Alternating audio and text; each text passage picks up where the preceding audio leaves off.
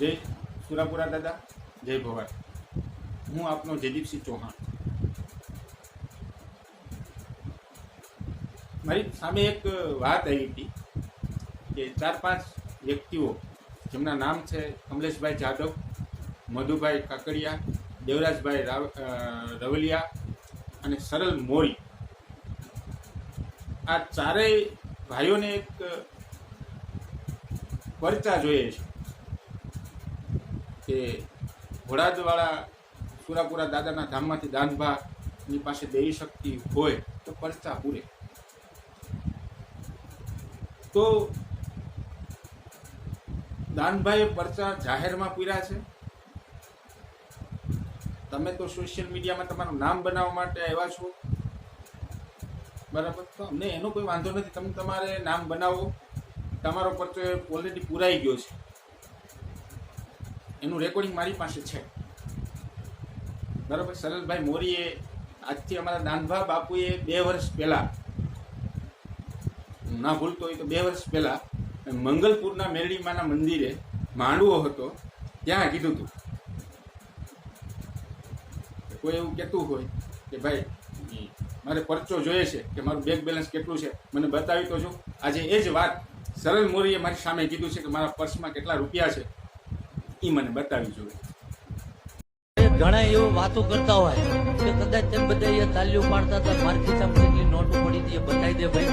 પણ એવો થઈ ના ભાઈ, શું કહું, એવો થઈ ના. તાર ખાતો નંબર મને આપવાનો અને તારા ખાતામાં કેટલું બેલેન્સ પડ્યું એ ના બતાવું, મારું ધોળવું નકામું પડે ભાઈ.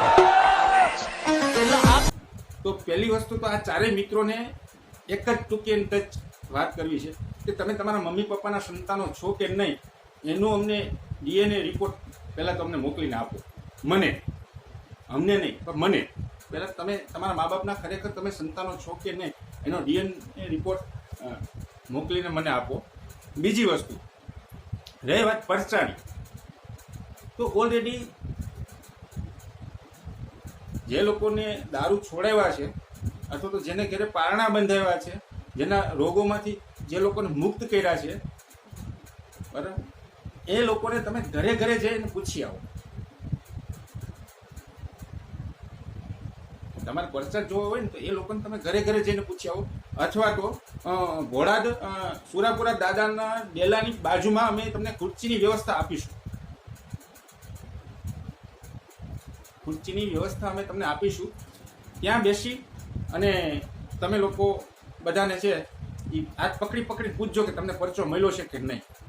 અને એથી વિશેષ પરચો જોતો હોય ને તો એક દિવસ અમારા ઘોડાદનું રહોડું ખાલી જોઈ લેજો.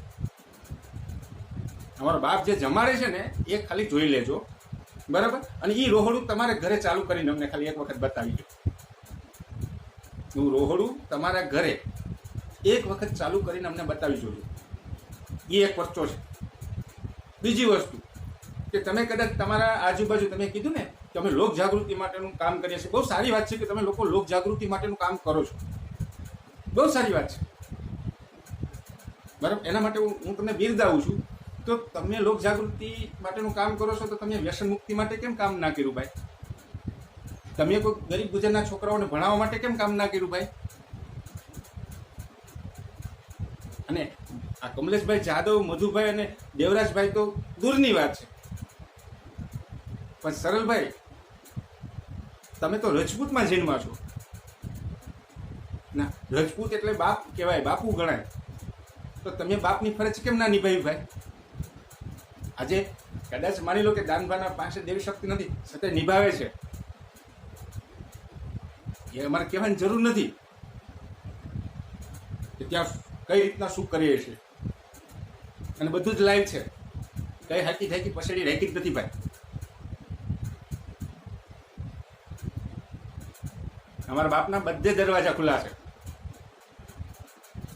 દાન બાપુ તો કહે જ છે, પણ અમે પણ કહીએ છીએ. અને લાઈવ પરચા જોતા હોય ને તો તમે ખાલી એક વખત સરનામું તો આપી જો મને, હું તમને પરચો પૂરી દઉં. મને ચકલી બનાવી દો ને મને ભસ્મ કરી દો ને તમે સરનામું આપો એટલે તમને ચકલી બનવું હોય તો ચકલી બનાવશું, ભસ્મ થવું હોય તો ભસ્મ કરી દેશું. આમાં ક્યાં પોલીસ સ્ટેશનની વાત જ આવી છે? અને પોલીસ સ્ટેશને જવું હતું તો એ પહેલા બોલતા પહેલા કે લખતા પહેલા વિચાર કરવો હતો ને ભાઈ. હે, તમે મને ધમકી આપો છો કે અમે પોલીસ સ્ટેશન જશું, તમે તમારે કેસ કરાયો.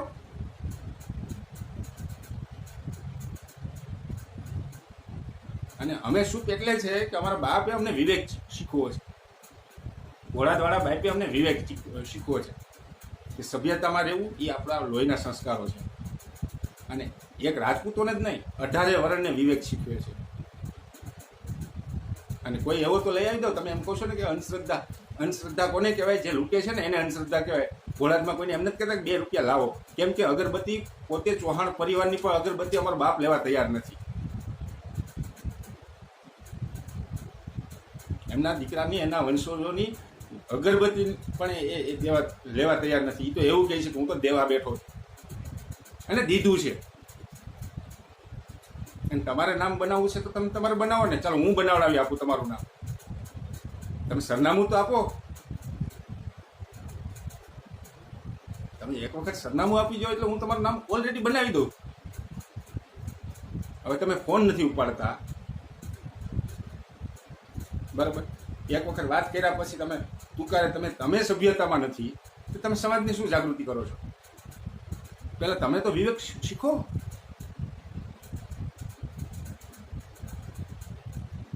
કેમ કે અમારા બાપે તો એક જ વસ્તુ શીખવાડી છે કે ન્યાય નીતિને ધર્મે ચાલવું અને મરદનો સંગ કરવો. એટલે મરદ તરીકે તમને હું લલકારું છું. અને જ્યાં સુધી દીકરા બેઠા હોય ને ત્યાં સુધી બાપનો ભૂવો કે બાપ ના આવે. જ્યારે રાજાશાહીમાં યુદ્ધ થતું ને ત્યારે સૈન્ય અને સેનાપતિઓ જતા, એના રાજકુંવરો જોતા, અને પછી બાપ રાજા તરીકે જતો. તો એ પડકાર રૂપી મેં તમને પડકાર ફેંક્યો છે કે તમે મને એડ્રેસ આપો, હું તમને મળવા આવું, અથવા તો તમે લોકો મને મળો. કેમ કે મેં મારું ઓલરેડી તમને એડ્રેસ આપ્યું જ છે. અને હજી કહું છું કે મારું નામ જયદીપસિંહ ચૌહાણ છે. હું હાલ રાજકોટની અંદર રહું છું, બરાબર. તમે એની ટાઈમ ચારેય ભાઈઓ ગમે ત્યારે મને મળી શકો. બીજાનો હું કદાચ ટાઈમ આપું છું કે નહીં, પણ તમે ચારે મને મળી શકો છો. કેમ કે હું ઓલરેડી તમારા પરચા પૂરવા માટે તૈયાર છું. તમારી બાઇક ને ગાડીઓને તમે જે કહો છો ને એ બધું તમને મુબારક. હું ભાઈ સમજાય છે? અને અમને બધું આ બધું અમારા દાન ભાને કે અમને આ બધું દેવાનું તમે વિચારો છો, ગરીબ ગુજારને આપો ને ભાઈ. કોકના છોકરાઓને કપડાં પહેરાવો ને, સડિયું પહેરાવો, પુણ્ય મળશે. ઇનામ બીજાને રહેવા દો. કેમ કે તમે તો એનો મતલબ એવો છે કે અમને ખરીદવા માંગો છો. પછી એવું જ પૂછવાના ને કે અમારા પરિવારને શું નડે છે. તમારા પરિવારને પણ તમે જ નડો છો. આ એક વર્ષો હું પૂરી દઉં છું. તમારા પરિવારને તમે ચારેય નડો છો. અને ખરેખર જાગૃતિનું કામ કરવું હોય ને તો જનજાગૃતિ માટે ઘણા બધા પાસાઓ છે. વ્યસન મુક્તિ છે, દીકરીઓ અવળે માર્ગે ના જાય એ છે, કોઈ છોકરું ભણ્યા વગરનું ના રહી જાય, શિક્ષણ વગરનું ના રહી જાય એ છે, કોઈ ભીખનું ના સુવે એ છે. એ કરો ને, બહુ સારી વાત છે. એ કેરા જેવી છે.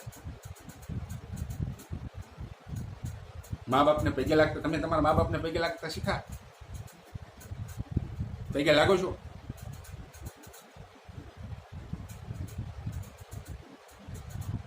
અમારા બાપ તો એ શીખવાડે છે કે મને પૈગે લાગવાની જરૂર નથી, તમારા મા બાપને લાગો. રહી વાત પરચાની, મારા બાપના પરચા જોતા હોય ને ઘોડાદવાળાના અને ભાણગઢના રાજાના, તો હું પોતે આપવા તૈયાર છું. એના દીકરા તરીકે, ચૌહાણ કુળના કુંવર તરીકે. કેમ કે કુંવર એટલે શબ્દ લગાડું છું કે મારો બાપે રાજા હતો અને અમે એની જેટલા ચૌહાણ રાજપૂતો છે ને બધા રાજાના કુંવર જ છે, અમારા બાપના દીકરા જ છે. અને 18 વર્ષની એમના દીકરા જ છે. કેમ કે એને વસ્તી પહેલા, પછી અમે લોકો. એટલે તમે જે આ ચારેય છે ને જે કરવો ને એ તમે તમારે કરી રાખો, એમાં અમને કંઈ દુખાવો છે નહીં. પણ દુઃખ એટલા જ બાબતનું છે કે તમે કોઈ જે જગ્યાએ ગયા નથી અને ડાયરેક્ટ તમે પડકાર ફેંકો છો, તો પડકારની લાયકાત તો બનાવો. અને તમે એમ કહો છો કે અમે અંધશ્રદ્ધા મુક્ત કરીએ છીએ અને કોઈ એવી દેવી શક્તિ નથી. કે સરલભાઈ મોરી, તમારી પાછળ સૂર્યનારાયણનો ફોટો છે, હું તમને પડકાર ફેંકું છું, એ અંધશ્રદ્ધા જ કહેવાય.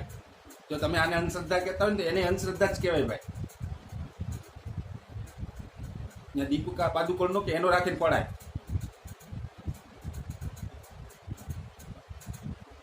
અને ક્યાંય ના કહેતા મોદી સાહેબ, બાપુ, ક્યાંય એવી વાત ના કરતા કે હું રાજપૂત છું, હું તમને જાહેરમાં પડકાર ફેંકું. અને બીજી વાત કે તમે એટલા બધા પત્રકારોનો હોય ને તો કોઈના વિશે લખતા પહેલા ને બોલતા પહેલા એના પૂર્વજો વિશે જણાય. તમારે કદાચ દાનભાવ પ્રત્યે અણગમો હોય ને તો એ વ્યક્તિગત હોવો જોઈએ.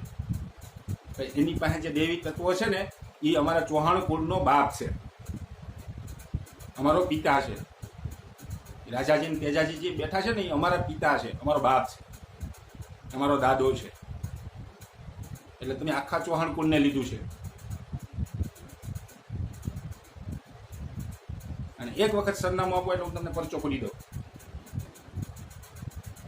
તમે કયો એ પરચો, ચકલી નો કહો ને, ચકલી નહીં, તમે ખાલી એક DNA ટેસ્ટનો રિપોર્ટ મોકલી દો ને એટલે તમને કૂતરું બનાવી દો. બોલો,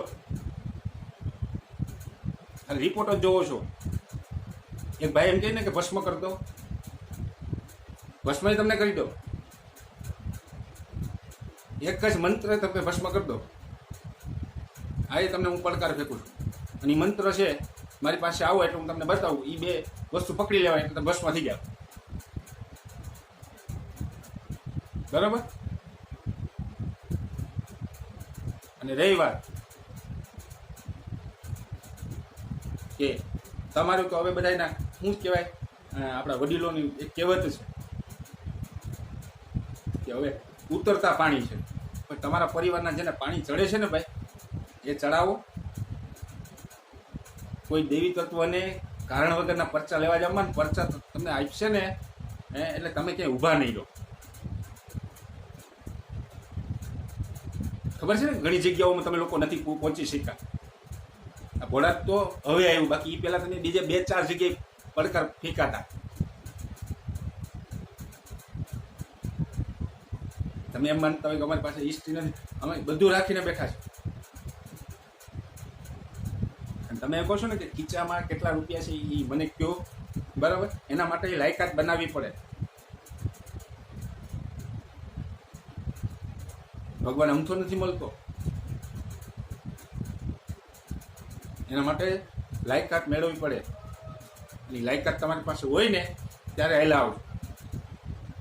કેમ કે લાયકાત હોય ને એ માણસ એનું પોતાનું સરનામું છે ને એ હતાડે નહીં, એનો વિવેક ચૂકે નહીં. અને એક કોઈ વસ્તુ મારે જેટલી તમારી સાથે વાત થઈ, જેટલા મેસેજ થયા, એમાં એક કોઈમાં ક્યાંય મારો વિવેક ચૂકેલો નથી. મેં તમને એક કોઈ કાર્ડનો ઉપયોગ નથી કર્યો. ખાલી એક જ વસ્તુ કે તમે મરદ હોવ તો મને તમારું સરનામું મોકલી આપો. તમે સાચા હો તો મોકલી આપો ને, શું હોય ગયું. તમે પરચો જોવો છે, મારે પરચો દેવો છે. અને તમે જે ઇનામ આપો એ ઇનામ મારે જાહેરમાં છે, એ લોકોને દાન કરવું છે.